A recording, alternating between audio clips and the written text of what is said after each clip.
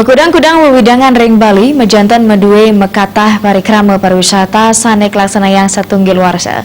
Mangda nenten ngawatuang rasawana, kemasan ipun mangda kepidap-dapin becik.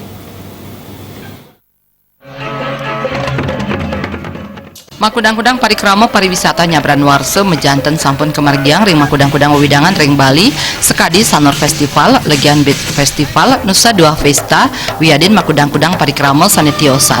Praktisi pariwisata nyoman sarjana maosang, makudang-kudang parikrama punika mejanten dahat becik sajroning nangiang saha pinaka genah promosi pariwisata. Untuk parikrama punika sampun mejanten Presiden Incapang pengrauh wisatawan.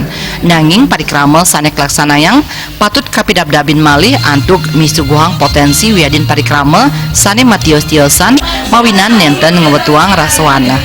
Yening nenten sekali punika kaosahang ngewetuang rasawana majeng wisatawan saha nenten Presiden ngedautin manah wisatawan. Itu tampil berbeda, jadi tidak monoton, setiap tahun itu selalu ada tampilan-tampilan berbeda. Kalau kali ini kita menampilkan sunset coloran dan yoga massal, jadi dan kita juga mempunyai salah satu ikon yang namanya kita buat Cak LBF, jadi kita membuat Cak LBF.